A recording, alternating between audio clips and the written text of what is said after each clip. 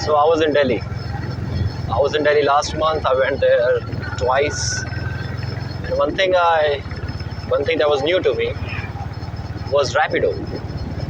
It's not like I did not know the concept of Rapido. It is more like I sat behind somebody and I looked at their speedometer, because that's what you look at when you're sitting behind, when you're a passenger princess, right? Or passenger prince or passenger king.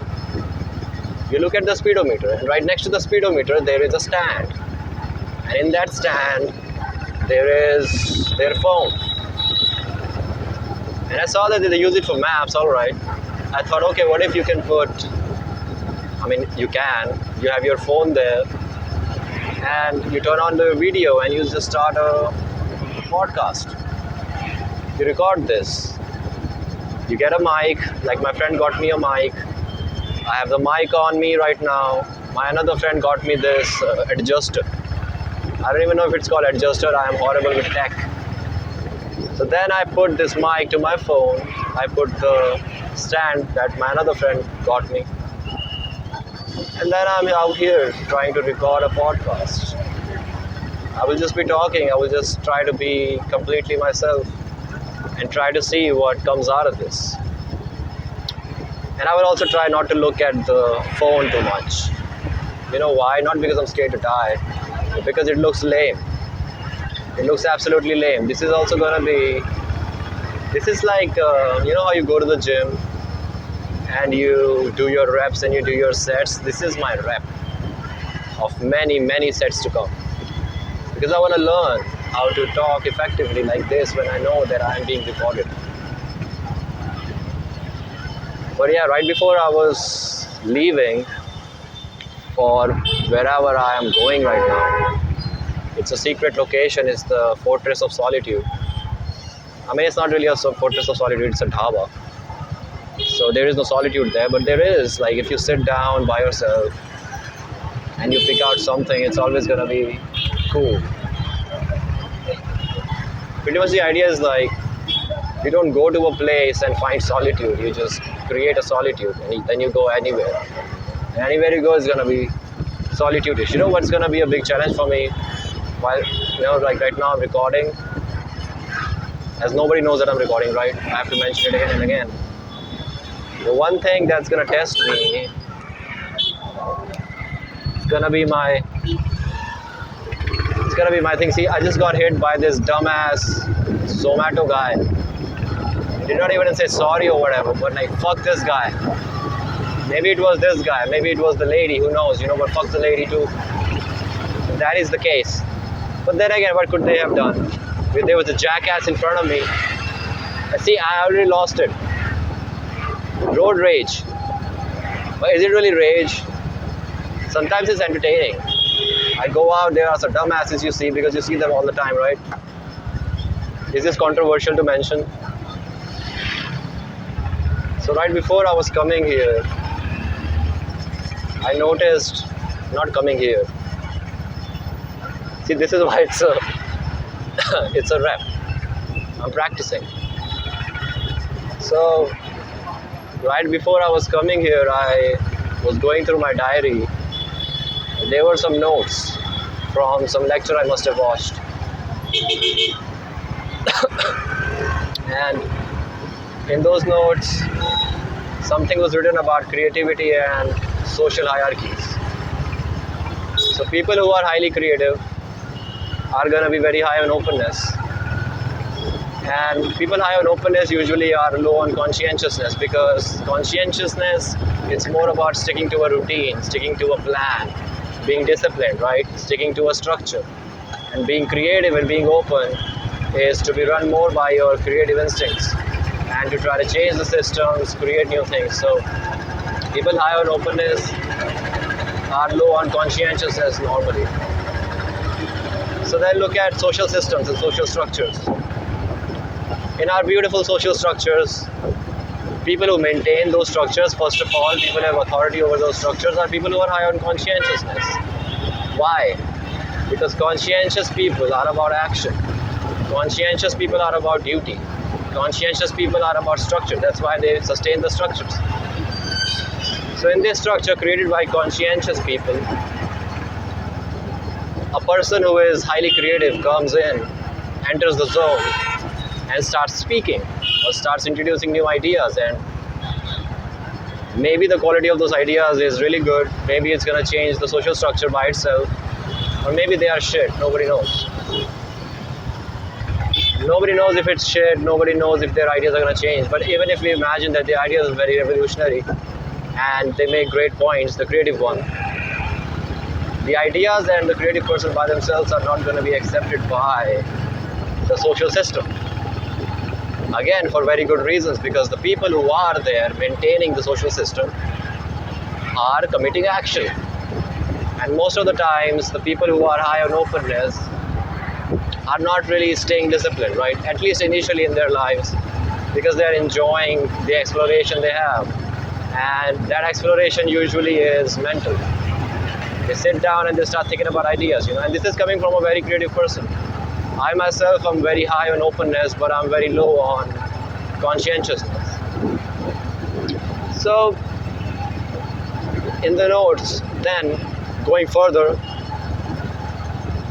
it was mentioned that people climb up the social hierarchies based on two factors. Number one is conscientiousness, number two is intelligence. Now that led me to think that when a company hires somebody, what do they ask for, right? What do we submit? We submit resumes, we submit alma mater. Now that alma mater, you are from IIT, you are from IIM, or you are from some, great university, because these universities, everybody's a genius there. But it does check aptitude before those universities select you, right? So companies are going to hire you because of your aptitude, number one, which is going to be shown in your resume. Number two, what's going to be shown in your resume is what all work you have done. Like how much action were you invested in. What does that show? That shows your conscientiousness. Now the creativity aspect of it, I don't think people give a fuck about creativity as much initially. People care about conscientiousness, so that, hey, I'm hiring this person can help us sustain the structures we already have, and then we will have also these intelligent people there, and these intelligent people are going to optimize the systems that are already there, so it's completely fine. Or maybe not even optimize the systems, but solve problems in a better way. That's what intelligence is, right? Adaptation. So the whole middle of the social systems, it's full of people relatively high on conscientiousness, and then you go a little above, and then there are people high on conscientiousness and intelligence. People with a lot of creativity, the instinctual creatives, are right at the fucking filth, right at the bottom. And it's understandable, it's for good reasons. We can't bitch about them being down there. They have to earn their spot up, right? They have to earn the spot which is high. But here's the cool part. When you look at a social system, let's imagine a company instead of a social system, right? Because a company is also a social system. You imagine how companies function, right? When it comes to hiring process, they get a lot of conscientious people. Yeah, so okay, you add some systems, and those systems are gonna be established, and a baseline rate, right? It's gonna be straight. People are gonna keep protecting the system. System's gonna run fine.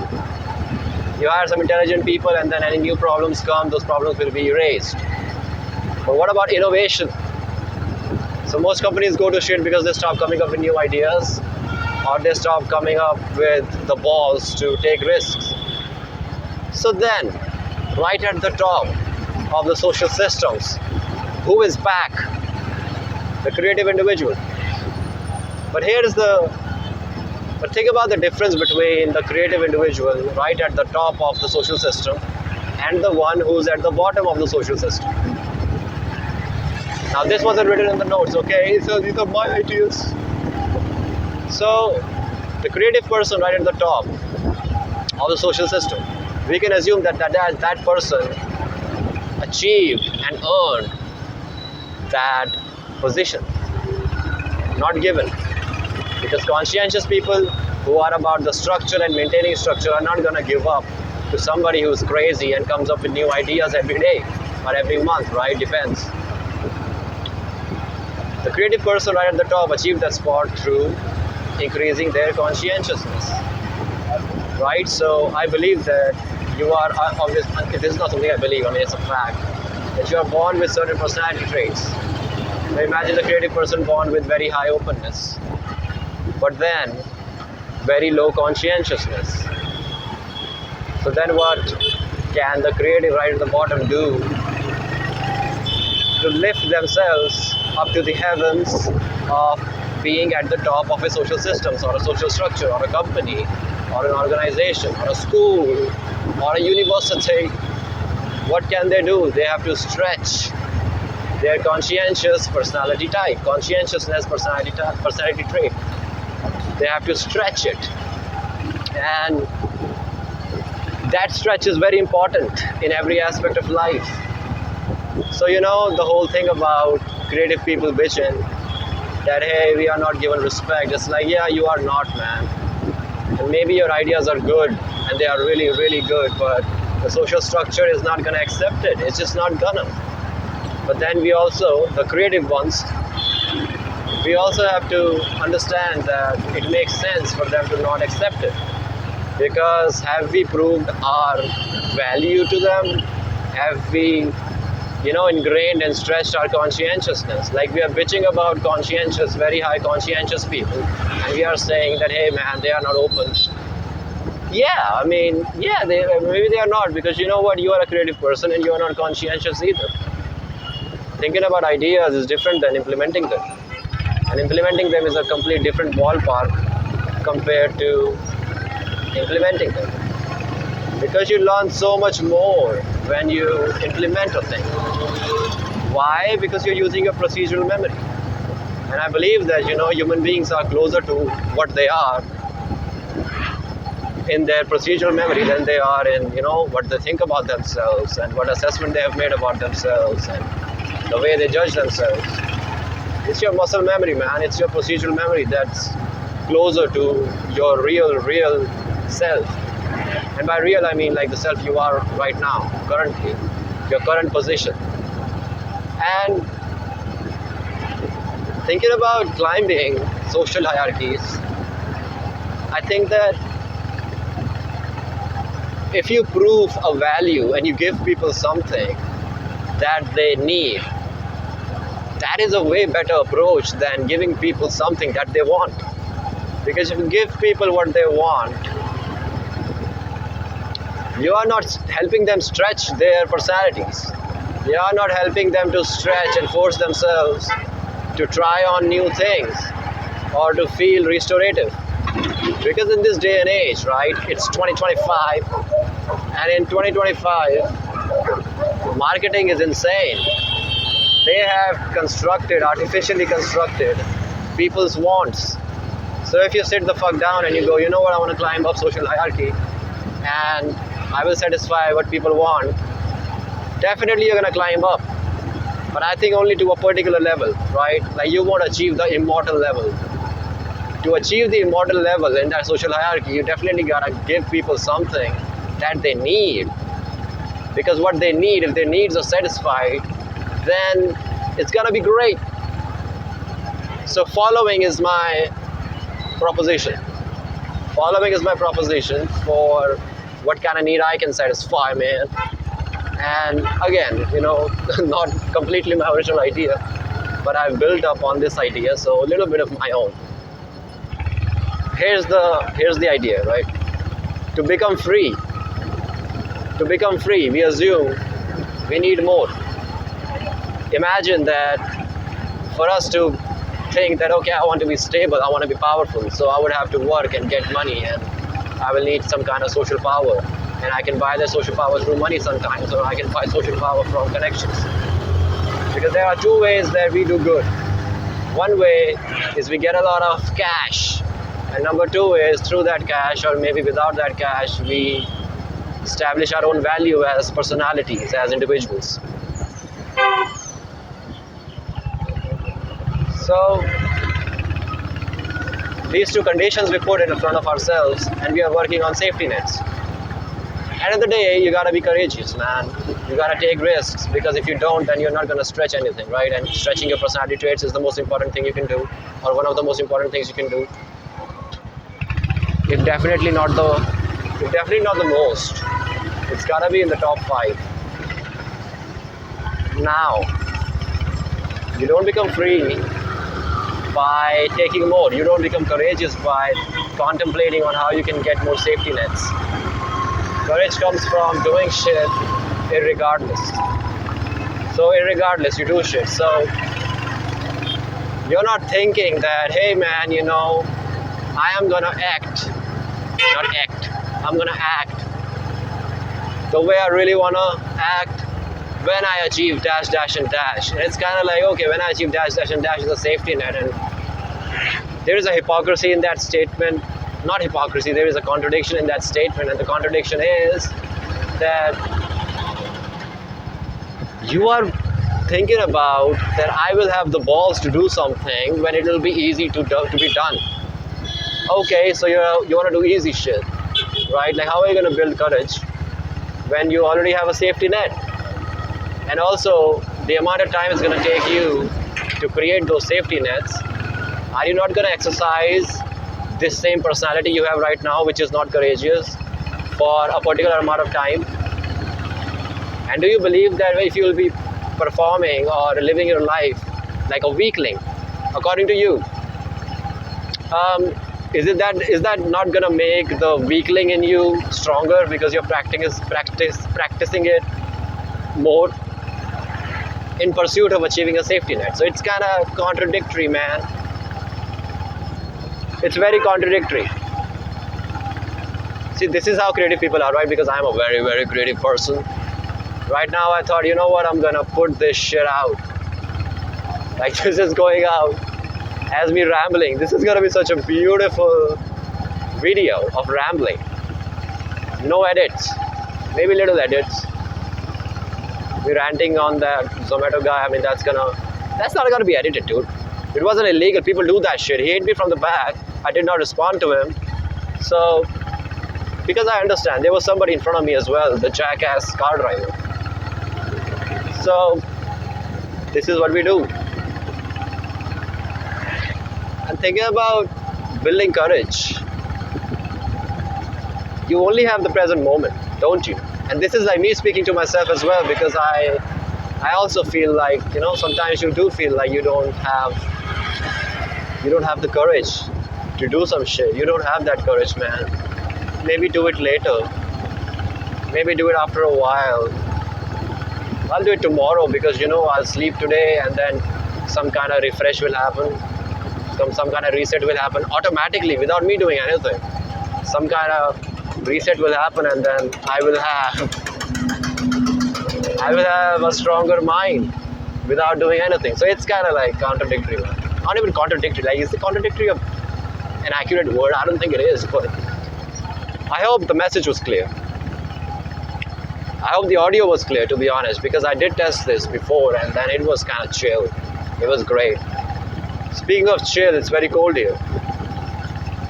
And might have been a bad idea to come here wearing my half t-shirt. It's not even my shirt, to be honest. It's my cousin's. See, this is what we do. This is what human beings do. We accumulate things, We get a phone stand from a friend, we get a mic from another, and we get our shirt from our cousins, unpaid sponsors. So, thinking about the creative shit, like, that is what gets me. Because being a creative person is idealistic, and that's what we believe in, right?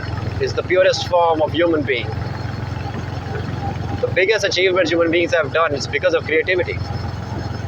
But I think that might be, if you think about it, the biggest inventions human beings have, the most beautiful things, the most beautiful things about human beings, like music, like art, like creating something out of the inarticulate, right? Like to articulate the inarticulate, to be an artist. That might be the highest level of human being that we have, or our human faculties. But I really believe that statement is incomplete. Because the creative people who are at the top of the social systems, people who create change, are not there solely because of their creativity. They are there because of their creativity, and then also because of their conscientiousness, their dutifulness. Some ideas that ground them, some ideas that ground their crazy thoughts, their instinctual ideas, their creative ideas. Because your ideas are as good as your implementation. So if you're not implementing them, conscientiousness, then it is of no use. The person who created music, for example, or people who did, because I think it's definitely a collective work, were not only creative, man. They were also diligent. They went through boring shit. So that is what it is. And then a good part. Now I can be ignorant about this, but I don't know if there is any way to increase your openness. I don't know. I'm not sure if there are ways to increase your openness, but are there ways to increase your conscientiousness? 100%. 100%. Stick to a schedule, for example. Start journaling things. Start writing things down so that you can, see your own mental vomit as a third person, as a clear third person. And that's how you're gonna increase your conscientiousness. So, if you're a creative person right there, don't be sad that you are at the bottom of the hierarchy. Of course, you're at the bottom of the hierarchy. You're supposed to be at the bottom and fight your way to the top, because you are a person who wants to bring a lot of change. But then again, look at the conscientious folks who have a great duty as well, is to sustain those systems. So if like any creative person gets a lead and then starts changing shit, it's not gonna be worthwhile. It's gonna be counterproductive, because you want to change things all the time, don't you? You want to change things all the time. And what kind of leader would you be if you're changing things all the time and don't have any conscientiousness in you? So it's good that you are at the bottom, because you are on your way up. You don't deserve the top spot just because you're creative. That's a very casteist, a very racist statement. I am creative, I should be at the top. No, you should not be. On your spot. You should on your spot. And why are you not owning your spot when it's so easy to do? Just become conscientious, right? It's like one of those things when somebody is sad and somebody goes, just be happy. It's like, booyah, thank you very much. But here's the idea, you gotta do boring shit. Your ideal has to be good enough so that you can do boring shit. So that your actions are, because your ideals are as good as the actions they inspire. So why not do it? Why not pay some kind of homage to our actions? And if we don't pay any homage to our actions, then your ideals are going to be shit. And you being a creative person, you're going to change your ideals too. And then one day you'll change so much that you won't even know yourself. So try not doing that.